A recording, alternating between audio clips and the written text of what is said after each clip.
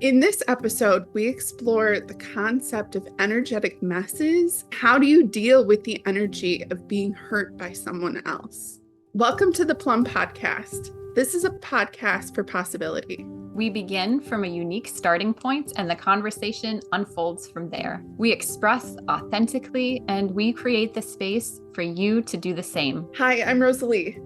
And I'm Sarah. And we are the Plumb Collective. The starting point for this conversation came out of a recent Plumb Practice session where we began with the metaphor of sand.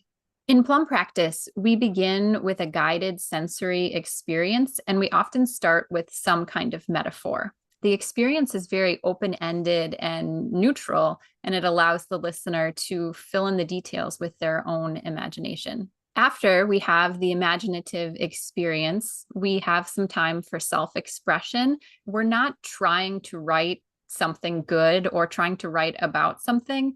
The idea is to write from the experience that we had during the sensory experience. In this session, we had started with the metaphor of sand and had an imaginative experience. Then we wrote from that experience. Both of us started by writing some memories that came up because of the metaphor of sand. And from there, we went into some energetic concepts. The memories that came up for me were kind of unusual. They weren't traditional things that you would think about sand. One of the memories that came forward for me was being at a pub that had beach volleyball and being in the parking lot and noticing how much broken glass and trash and cigarette butts were in the sand. It bothered me. I had grumbles and feelings about the people who left the environment such a mess. They weren't thinking about the people that would come after them, that would want a safe place to play. This small flash of an old memory really inspired me to think more about the energetic messes and the things that people leave behind when it comes to disagreements, arguments. When somebody says something that hurts our feelings, it can feel like broken glass or cigarette butts in the sand of our energetic sandboxes. My writing ended up having a very similar structure where some memories came forward for me. And then I started exploring the concept of memory and why I do or don't remember certain things. And then near the end of my writing, I had something more from my present life experience come forward where I started thinking about just some feelings I was having after an interaction I had had with another person, and how I was feeling sad. What was I going to do about that sadness? Immediately, when I heard Sarah's writing, I noticed the connections between our writing and the energetic idea, the concept that I was exploring about what do you do to clean up with this mess? And do you call back the people that made the mess to have them clean it up? What do you do? I offered Sarah some reflections and questions that she could ask for herself that felt like questions we all could ask of ourselves. Memories or feelings that we have that maybe are hurt or sad or messes that have been made by other people in our lives. How do we clean those up? Well, what if we use the silly metaphor? The conversation that unfolded was really special and felt like a wonderful example of Rosalee's witnessing of me and how our writings tied together and brought forward some interesting concepts that we wanted to share with everyone. And we opened a call for submissions for anyone who is interested in the opportunity to be witnessed by Rosalee, as I am in Plumb Practice. The benefit of having someone else witness writing is that we can often hear something from a new perspective through their reflections. Rosalee has a gift of reading energy and really feeling deeply into what I'm saying. Their reflections are often right on target with the thing that I need to hear that would turn my head. It's a really special experience to be witnessed by Rosalee during Plumb Practice. I love witnessing people. I love sharing what I feel and sense. We created an opportunity for you to be witnessed by Rosalee in the same way that I am during Plumb Practice. On our website, we have a section for call for submissions that tells you exactly the steps you need to take to be considered to be featured on the Plumb podcast. We have a link to our free session of Plumb Practice. It's on YouTube. All you need to do is push play and follow along with the practice. Then there's a link on the website for you to submit your writing. We're not looking for good writing. We are looking for interesting energy. You can upload a photo of your writing, or you can type it into the submission form, or you can upload a Word document. If you are interested in being on the Plumb podcast, this opportunity is for you. The conversation you're about to hear came out of our specific memories and our specific experiences, but the conversation that we had ended up being about universal concepts, and we're really excited to share it with you. As you listen to this conversation, here are some things to listen for. There's always more to explore. What was left behind? If you don't know that you're angry, you don't know what that anger is doing. And we're changing the world. If you're interested in hearing the full conversation and our writing and experiencing the sensory experience for yourself, you can join the Plumb Practice membership. And this is what we're working on right now. This is hot off the presses, the most recent series that we're working on. Look in the description box or the show notes of this episode for a link to join the Plumb Practice membership and for more information. There's also a link to our call for submissions. We would love to have you join the Plumb Practice membership. And we would love to have you on the Plumb podcast. In my writing, I've got memories come up, and then I'm reflecting on the fact that I don't remember things, but I know that things impressed upon me, and what are the reverberations from the past. And I think that just triggered me to think of, okay, this thing is bothering me. It kind of feels like it shouldn't be bothering me, but it must be connected. There must be ripples, reverberations, echoes from something else that's causing it to hurt more than I think it should. You did great work. You remembered things. You wrote it down. You identified that you felt sad about something, and then you can come back. The process, the framework really works. We don't have to reinvent that wheel every time. What goes around the wheel will be new. And sometimes it's going to be old. And you're going to, talk about the same stuff, but you might see it or experience or feel it from a different perspective. New little memories or new metaphors that will just provide a little bit of insight or turn of your head so that it is possible to see something a little bit different. We don't have to figure anything out in any given moment. The process that we're working with right now is getting the words out, saying what's right there, and then come back. Because like you said, new things will come up. You'll have different perspectives. There's not going to be this moment when everything makes sense. You figured it all out and you're done. There's always going to be more to explore. If it's a continuous exploration and you're never done, there's no end point. You just have continuous starting points. This other person that said something to you that was hurtful to you, they left behind something in the environment that you both were in.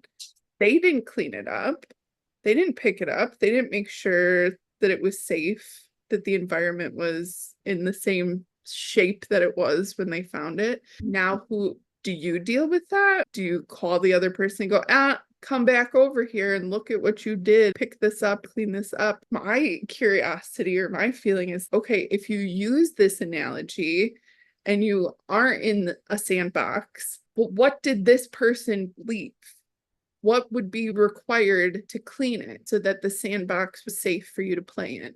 You don't have to answer this now. And I actually think it's probably better if you don't try to use this analogy in this moment. But I do think it's a place where you could write about or you could explore, because I think there was an original moment and maybe continuous littering, getting really clear about that for yourself. I'm always saying, can you take the sentimentality out of the situation? If this wasn't a person who holds this particular position in your life that means this to you, or because they're in this position, they should know better, they should treat you this way, or they should know that it would upset you. If you can remove that and just look at what happened and how do I feel about it, that you can work with that and see things maybe a little clearer. Maybe a different way to remove sentimentality is to remove the people and what happened as people and words, and really put it into this metaphor and really think about it. In the original first moment that I felt something, what was that in this analogy? Are there more moments of littering? Are all of those things in my sandbox? What is actually needed to clean the sandbox to make sure that it's safe for me to play here? It's just a different way to look at it. It might make what I'm saying more available. Okay, well, how do I remove the sentimentality when it's like, it's sentimental, this relationship is. I can't just not think of it that way. Well, what if you think about it in such a weird way? Does that shake it up? Does that give you something else? Another way to look at it that might provide an opening for you to see something about yourself, how capable you are, or what you need as support. Because that's, I think, really what it comes down to. It might not be the specific other person that made the mess. They might not be capable of cleaning it up, but that doesn't mean that you're alone in the mess. There are other people, other ways that doesn't rely solely on you to do it by yourself. I think you're wise to suggest not trying to respond to that question right now, because I can feel myself going like, that's like, I have a lot of things I could say, and I think now is not the time. I think it needs to percolate, rest, settle for a second. We are going to revisit this writing in our next session and write again, and what could come from it. The feelings you were having as I was talking, like, it's like, yeah, pay attention to those, write them all down, and don't judge them or push them away or swallow them down. Just document them. Know that that's your job in that moment. You can come back to it later and look at it again, or question it again, or read it again, or witness yourself again, and write from something that stands out to you as bold from that moment. I'm going to read what I wrote. Be responsible for and with your energy. If you make a mess, clean it up and have fun. Such a great code to live by. When I heard that originally, when you read it the first time, I was like, oh, that is like a fun, simple, lighthearted way to say something that needs to be said. I know that there is a phrase for hiking or to somebody, like, to leave it. Yeah. Leave no trace. Leave no trace. Okay. But we leave impressions. We do leave a trace. Our energy leaves something behind. Okay, be responsible for that. And how do you be responsible? You would know yourself. You know how you feel. If you're sad, if you're angry, whatever you're feeling, it's okay. It's all good. Feel all of that. And if you make a mess, clean that up. If you do behave in some way that is flailing around, okay, you know how to clean that up because you know what it was that made the mess. And if you don't, or you're not sure, then communicate, have a conversation. Yeah. Say, I know something is needed here, but I don't know what it is. It's really interesting. I mean, I feel like there's a lot of stuff that we both said and wrote that's so simple and so obvious. And yet, even me saying, we do know, but you may not know in this moment. If you're feeling defensive or you're feeling bad that you made a mess, well, then you're not at the place where you do know what is needed to clean it up. I also am recognizing that in my bread, I wrote this thing about, I don't need to figure anything out or say anything in response. I don't need to get away from the feeling or transfer it to someone else. I think I was kind of going through a little bit of being responsible for my energy when I'm experiencing sadness. Practicing noticing what you're feeling, I think, is a huge piece that, well, we're not really taught to do. So it's kind of understandable that people go around making energetic messes because they don't know what they're feeling or how that feeling might be influencing their behavior. They don't even realize that they're angry or that they're sad about something else unrelated. And then it causes the reverberations, the shadows, the echoes, the ripples from something else is then causing a mess in a different area that it does not need to be there. And so having awareness of what am I feeling, those questions, how do I feel or what do I feel and what do I want? Questions that we're always talking about are keys, are integral into being responsible for your energy. If you don't know that you're angry, you do not realize what that anger is doing. It is actually simple. We just need to be willing, curious, and interested in connecting to ourselves. That's why we're doing what we're doing. That's why we have Plumb Practice and the diner and photo readings are all different ways to connect to how do I feel and what do I want. What we do for ourselves has the ripples that go out into affecting people around us and changing the world. That's what we're doing over here. Changing the world. Is there anything else you'd like to say about your writing? No, I feel complete and I've, as always, enjoyed this conversation. Me too. Thank you so much for tuning in to this episode of the Plumb Podcast. We invite you to come back and listen to it again. We find that the more we listen to these conversations, the more we get out of them. Every time we listen, we are different, and therefore we have a different experience. We might hear something new or see something else from a different perspective.